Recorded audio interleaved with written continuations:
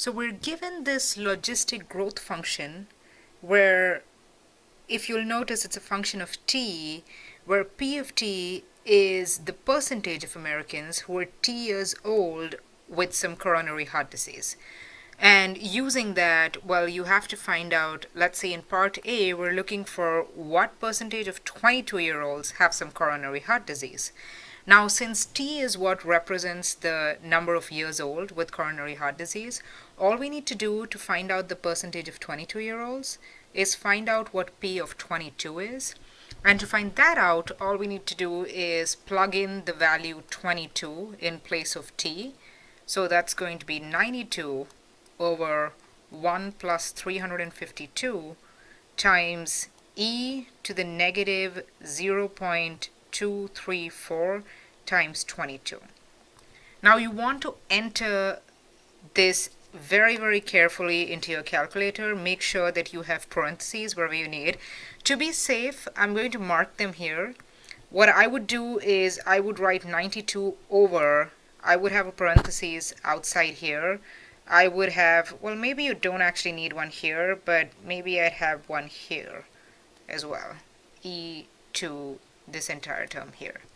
Once you plug this entire thing in into your calculator, the answer that you get is 30.2087 something percent, and we're going to round that to like just 2 digits, so that's going to be 30.21%.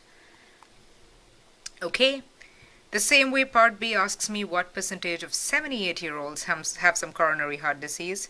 Now for this, all I need to do is, just as I did previously, since T is the number of years at which, P of T gives you the percentage of people that have the coronary heart disease, I need to find P of 78.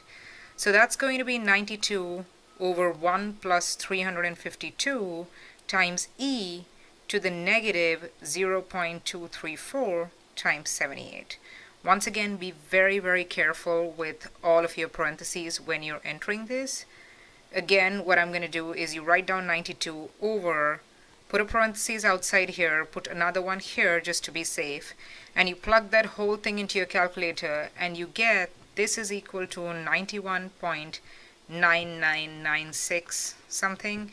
We want to round to the nearest 2 digits, but you'll see that, well, if I was to round up 9 should technically go to the next digit, that would be 10, and this rounds up to the next digit 10, so this actually, it's 91.9996, so it's safe to say that that's roughly equal to 92%. Okay, so by 78 years old, 92% of the Americans have some coronary heart disease. The last thing we want to know is what is the limiting size of the population in percentage that has coronary heart disease.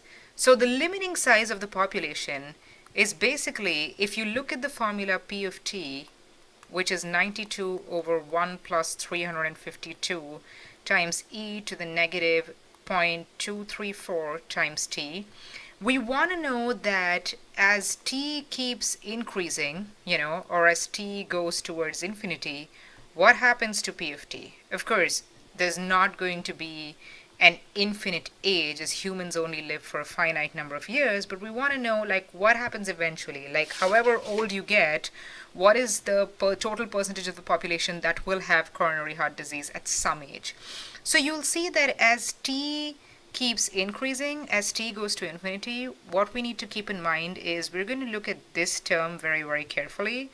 So as t goes to infinity, what's going to happen here is that you're going to have this term be e to the negative, 0.234 times t is going to be e to the negative some very big number. Now e to a negative power is nothing but 1 over e to that same power. So it's going to be 1 over e to a very big number, which is going to be 1 over a very big number. And as the denominator keeps increasing, what's going to happen is eventually this term tends to 0.